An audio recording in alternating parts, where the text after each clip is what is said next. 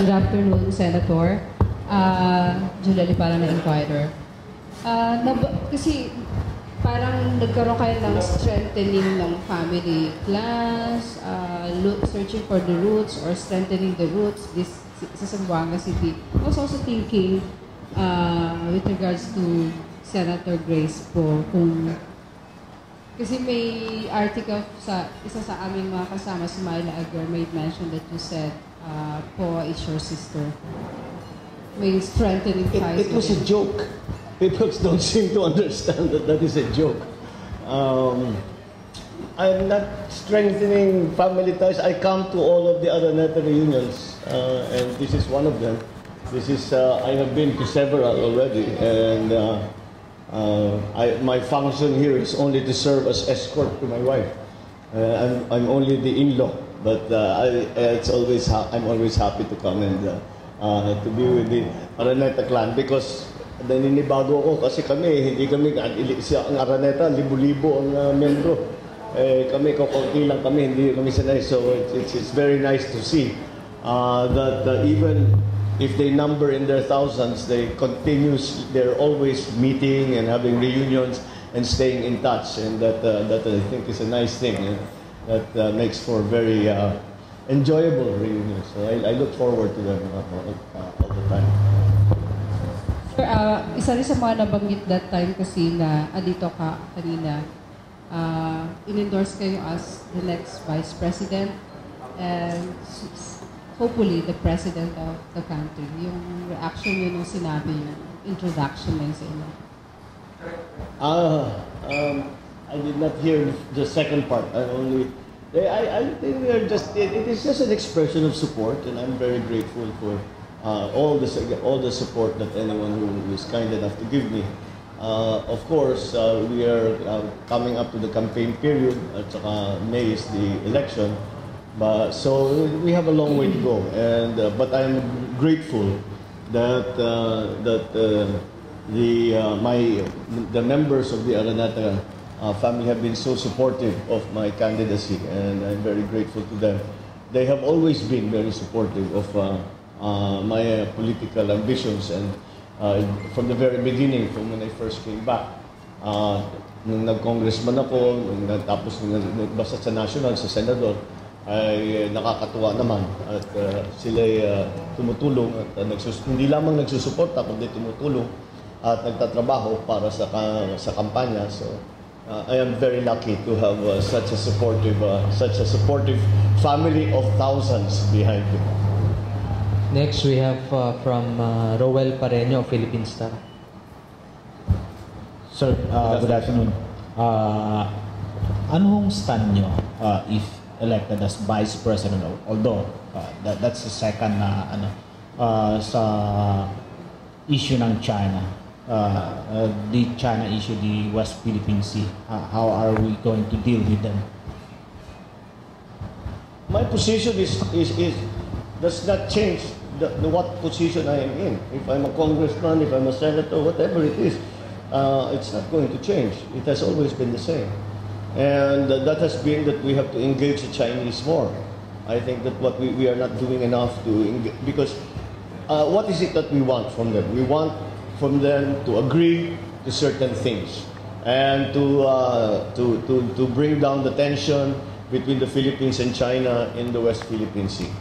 How will we achieve that? The only way to achieve that is that if China and the Philippines come to an agreement. You cannot come to an agreement if you're not talking to each other. Kailangan nag-uusap, kailangan nag-negotiate, kailangan natin na pag-usapan. Tama yung ginawa natin na meron tayong arbitration sa UN. Pero kulang yun para sa akin. I think we have to engage the Chinese in every possible way. We have to engage the Chinese at every possible level. Pwedeng government to government, pwedeng formal, pwedeng informal, pwedeng business. You have to remember that the beginning of the relationship between, for example, the United States and China began with ping pong, began with pandas. You'd never know where it will come, but you have to continue to try. That's why I always say I encourage even the businessmen have a part to play even magpadala lang tayo ng mga cultural na mga groups na para simulan lang natin ang exchange. And you never know kung saan lalabas yung magiging potential na mag-aayos dito sa problema ito. So I think that we need to make sure that we engage the Chinese more at every level, so that at some point we can start to talk about solving this problem. I think, and I've always said, my proposal, let's start with small steps. Maalala ninyo noon, yung mga mangingisda na Pilipino at saka mangingisda na China, nangingisda sila hindi naman magkasama, pero close to one another. Tapos pagtapos na sila, magsasama sila, makikikain, mag-iinuman, gano'n. Tapos hiwalay ulit, fishing na naman sila. Ngayon, hindi na natin pwedeng gawin yun. O sige, so let's make that the beginning. Paano natin gawin? Anong gawin natin para pabayaan yung fisherman natin na kung ano yung ginagawa noon, mabalik doon sa dati. That's a small step, but it would be an important one. And then from there, we can start talking about all of the other things and engage the Chinese on the other things. I think we just we have done a good job in the arbitration case, but I think we still have to engage the Chinese more in substantive talks on how to get out of this. How to resolve these tensions. It will not be fixed by one meeting. It might not be fixed by 10 meetings. It will probably take very much more than that. But we have to start. You were saying dati the Filipinos engage with China sa fishing jointly, no?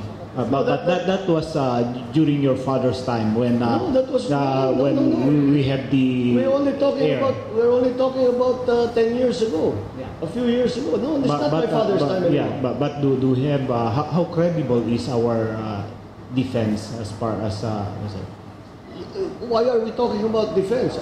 Do we want to go to war with China? Does anybody want to go to war with China? If that is the thinking, then first of all, it's foolish because the Chinese number 1.3 billion people. They have the largest standing army in the world. They have now coming up to the most modern military in the world. So what's the point of even talking about going to war? And why do we want to go to war? We don't want to go to war. Forget all of that. Let's talk about diplomacy. Let's talk about if Iran and the U.S. can come to a nuclear deal, why can we not come to an agreement with China and the Philippines? Next, Lisa from CNN Philippines. Senate reinvestigation on the Mama Sapano incident dun po sa SAP 44. Do you think this time that President Noynoy Aquino should be held accountable? Dapat po ba umabot na doon yung investigations? Well, ang investigasyon, you follow the evidence. You don't want it to go, hindi mo dapat pupunta rito o dapat pupunta diyan. Sundan lang natin ang ebidensya. At sinasabi, ang nag-initiate nitong reopening ay si Senator Enrile. Sabi niya maliwanag sa kanyang mga naging research, maliwanag daw para sa kanya na ang talagang may pananagutan is the President. Dahil kanyang mission ito at saka the way it was conducted was done because of were his instructions. But because of those instructions, 44 of our soldiers were murdered because they did not follow the chain of command. They did not do the coordination that they should have done and beyond that, he depended upon General Purisima, who is a suspended chief PNP, who should not have been in the command structure anymore. So marami talagang problema at kaya naman naging ganyan ang resulta. Ang ating mga kapulisan, ang ating mga military, marami nag-ooperate talaga yan. Sanay sila mag-operate. Alam nila yung gagawin nila. Ngayon, hindi sila sinama sa usapan. Kaya nagkagulo-gulo. And the decision na hindi sila isama sa usapan was made by the President, clearly. He's the only one who can order that. To bypass the PMP, to bypass all of the command structure, to bypass the 6ID, kaya with tragic results. So no one else could have ordered that the planning of the Mama Sapano mission would ignore the command structure. Only the President can do that. And because of his doing that, 44 were murdered. I have no words anymore to tell the families of the victims of the massacre in Mama Sapano. I am ashamed to say that this government has up to now not done anything to bring justice to the families of the SAF 44. I remember when I went to Villamor Air Base to bring back, when they brought back the bodies of the SAF 44, and I had a chance to talk to the families. At ang sabi ko naman sa kanila, sinabi naman sa akin, alam niyo, wala silang hinihingi na benepisyo, wala silang hinihinging pera, wala silang hinihinging kahit na ano. Isa lang ang hinihingi nilang katarungan. Ang sabi sa akin, sir, wag niyo kaming kalimutan. Bigyan niyo ng katarungan ang aming ama, ang aming anak, ang aking asawa. Yan lamang ang kanilang hinihingi. Isang taon na, hanggang ngayon, ang daming ipinangako sa atin ni Secretary De Lima that 90 people will be charged for murder because of what happened in Mama Sapano. But up to now, we don't have any progress on the investigations. Kaya yan isa sa mga itatanong ko sa darating na hearing itong Wednesday. Philip Aboy from RPN. Good afternoon, Mr. Senator. Modesty aside, sir, I don't know if there's anybody who will oppose to this, no? Of the vice presidential candidates that we have, you happen to be the strongest as far as Zamboanga City is concerned. Oh, that's good news. Yes, sir. Honestly, that is because to your attachment to the BBL issue. I see. Yes, but I still would like to believe that Bongbong Marcos's name is not only attached to BBL issue. For sure, you have many things for Mindanao in general. Could you please capsulize them? What do you intend to do with Mindanao? Should you be elected as vice president? The vice president follows the policy of the president, and we would have to formulate that policy. I think everybody agrees that Mindanao first of all, the peace process has to continue. We have to find a true and lasting peace. The BBL was a very poor attempt at doing that. It was done very, very badly. It did not engage all of the sectors that are whose support and understanding we needed. So, although it was an attempt, we have to do better than that, because the BBL as it was given in Congress would not have brought peace. First of all, it was illegal. It was unconstitutional, number one. Secondly, even when you remedy the constitutional problems that the draft BBL had, it would not have brought peace. And the reason why is because, one, the MNLF was not included in anything. Not included in the negotiations, not included in the government that they are proposing, not included. And I think if there is any group of people who understands that this is not going to work without the MNLF, it is people from Zamboanga, as you have suffered the uprising that happened almost 2 years ago now. So the very top priority in Mindanao is to continue the peace process, but not only continue the peace process, not only talk, but really try to find solutions, to find a true and lasting peace. Then we can do all of the things that we have always wanted to do for Mindanao. Develop the infrastructure. Alam mo, how many times have we heard over so many years, the land of promise, the land of great potential. Mapapakinabangan na ngayon natin yung potential na yan dahil wala nang gera, wala nang gulo. But the very first priority is to find a solution so that our Muslim, even Muslim Filipinos feel that they have equal opportunities as any other Filipino citizen, that they have as much hope in the future as any other Filipino citizen. and that the government is supporting them fully in their while they try to make a life for themselves, for their families, for their communities. That is the first. That is what we have to do. Once we have absorbed the Muslim fighters, especially into the mainstream, then government can really proceed with a large infrastructure development program. Number one, your power problem. Hanggang ngayon, hindi pa na. We are told that in the next two years, marami raw papasok. So I hope that's the beginning. But you can see, kahit na marami ng power plant, pag pinapasabog pa rin yung tore, wala rin mangyayari. Balik tayo ng balik yung sa peace process. Pero pagka talaga natapos na natin ang peace process, pwede na nating dalhin ang daming investor dahil ang daming gustong tumulong sa Mindanao na iba't ibang bansa, and that's what we have to encourage. But for that to happen, the government also has to bring a great deal of public investment. Kailangan magdala talaga ng public investment, hindi lang sa infrastruktura, pero sa mga programs, sa mga bagong project, dadalhin dito talaga sa Mindanao. Then, in partnership with the private sector, makikita natin, basta matigil ang putukan, makakapasok na itong mga investor na ito, talagang yung ating matagal nang inaantay at inaasahan na potential ng Mindanao, it will finally be realized. That is the aspiration. Okay, last 3 questions. We have Hil Climaco from Imedia. Yeah, Sir Bongbong Marcos, good afternoon.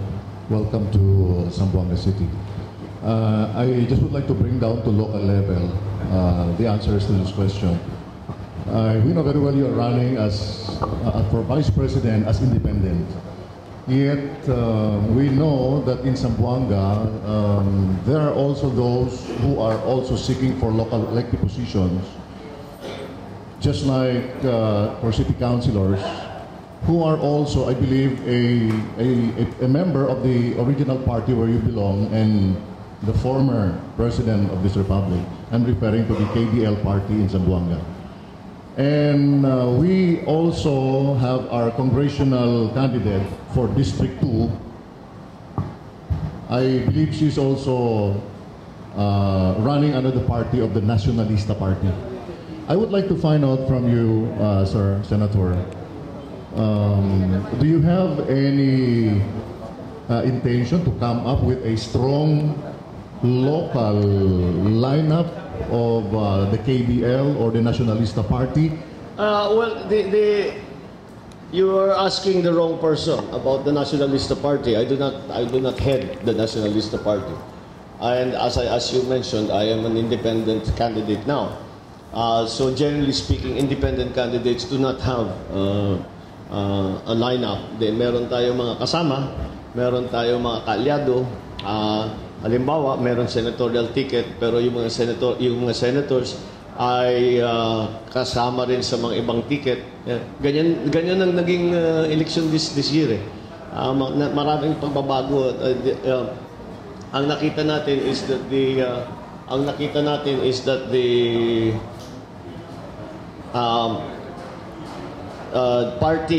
party discipline hindi na masyadong nasusunod. Hindi na masyadong nasusunod ang party system. Okay, so that's the new development that we have here. Not so much like before. Even before, kung maalala, I'm siguro yung mga karamihan sa inyo are too young.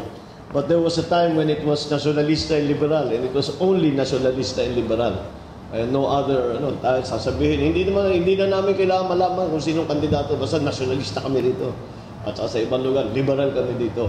That was a very strong party structure. We have now gone all the way to the other side, where it is really, there is a party, pero hindi masyadong nasusundan. So that's the situation with me now. Because, as I said, I run as independent, and as an independent, we do not have a party structure in place, especially not for the locals. Kasi walang partido. So we cannot.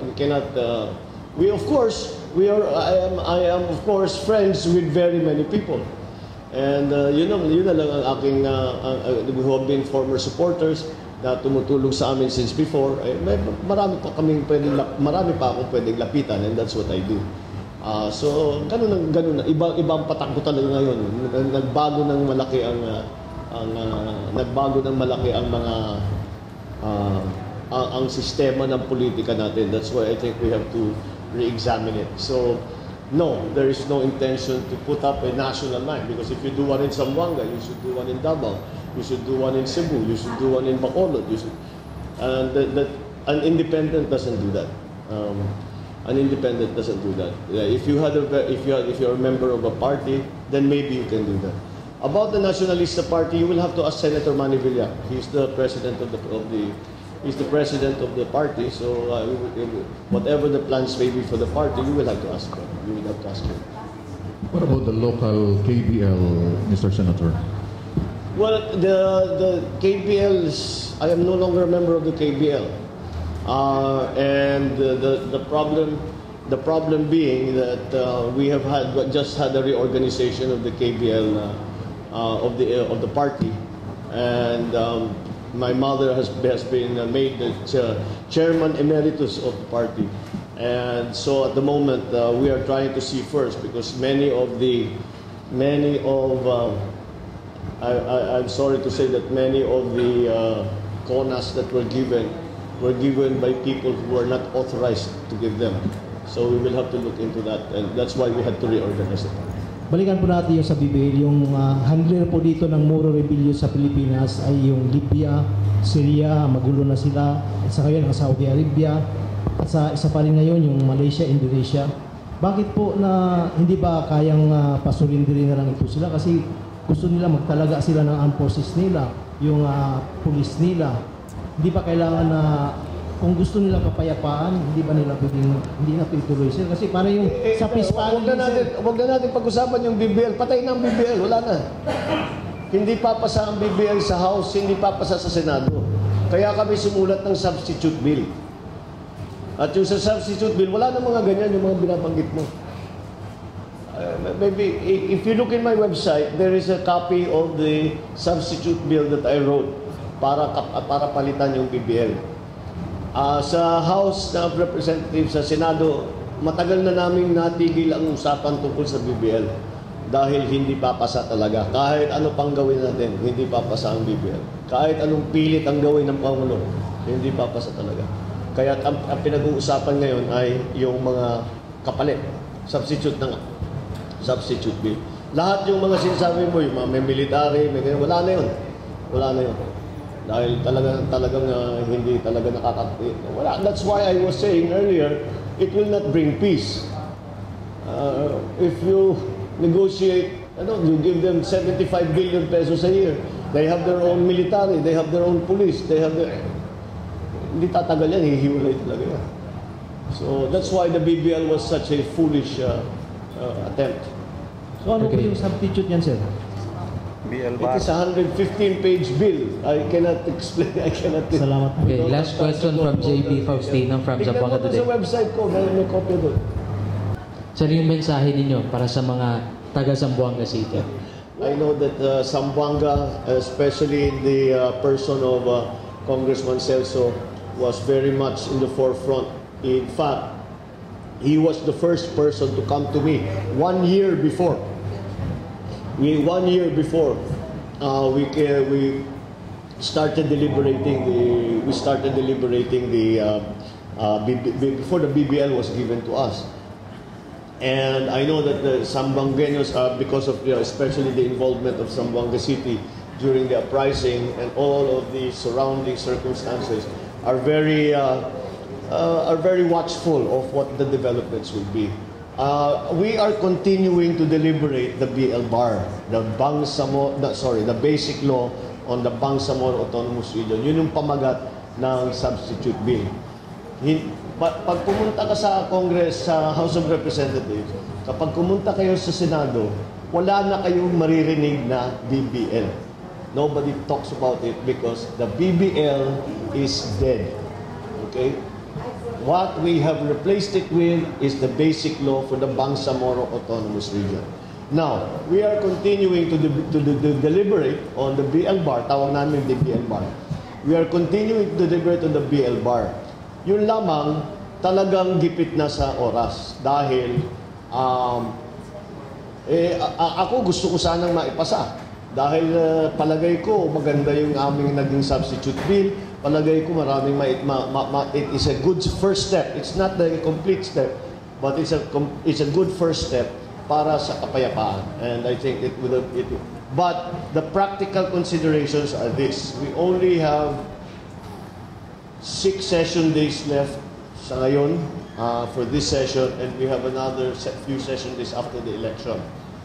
So talagang ang nangyari kasi ay yung pagbigay nung draft BBL sa Senado at sa House was almost 1 year late. We were supposed to get it in April. Ang naibigay sa amin in September, end of September. Tapos nung Enero, nagkaroon pa ng Mamasapano massacre, natigil ang deliberasyon dahil inimbestigahan muna yung Mamasapano. Pero pinagpatuloy namin, ayan, ang nangyari, nadikit na sa eleksyon. So ang problema is in the House. Kasi sa House, yung mga congressman, siguro 99% ng congressman, kandidato eh. So they are already campaigning. Kaya yun ang nagiging problema. Hindi naman problema, pero yun ang nagiging sitwasyon namin na talagang marami naman kami ibang batas na kailangan pag-usapan at pag-aralan. So, we are continuing in all our efforts to bring peace to Muslim Mindanao. We have not stopped despite the failure of the BBL, which was the palace version. Despite the failure of the palace version of the BBL, we are continuing to look for all possible ways that we can take another step towards peace, because we know that the fighting between Muslims and Christians and our government, rather, between the Muslims and our government, is something that is not considered not a local issue, but it is considered a national issue. And mahihirapan ng Pilipinas na makapag-develop ng mabuti kapag nandyan pa rin ang problema. So, again, nabalik na naman ako doon sa tanong mo.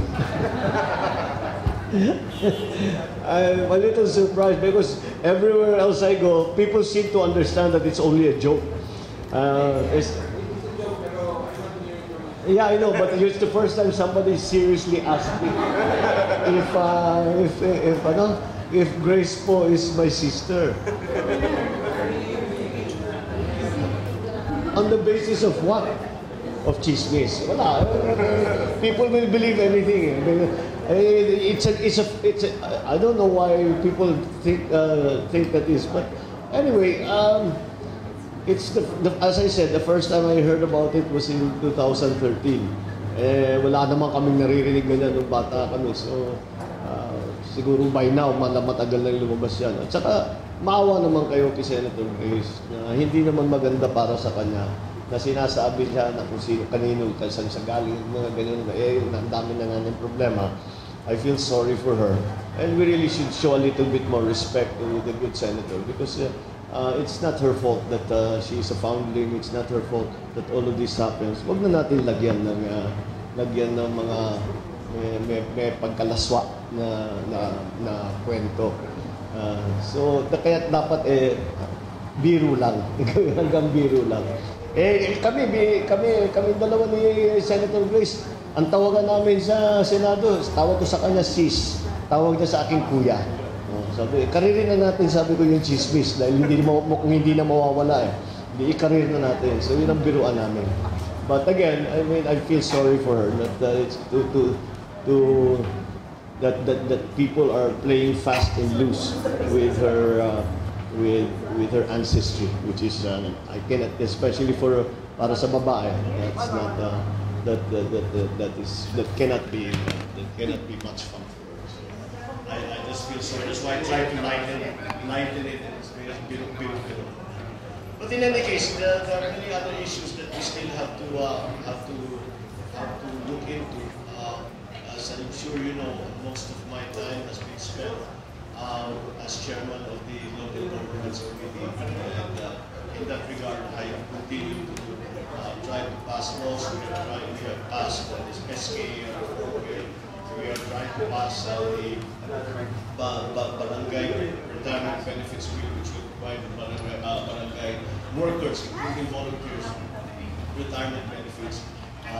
Marami pa mga issue lalo na sa barangay election, barangay terms. So these are all very important because they go directly to the structure of our government. So those are the issues that we are trying to deal with. But again, as I said, we have to be also aware that many of our colleagues are candidates and are really focusing their time and their attention on the campaign. So we will keep going. We will not stop.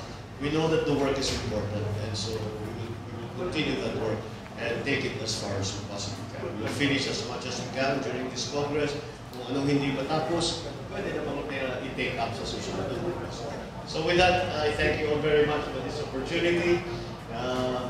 And we enjoyed the good laugh. And I'm always happy to come to Zamboanga City. I'm always happy to be part of the Araneta family reunion. And that is certainly the case with me in this instance. So maraming salamat sa inyo.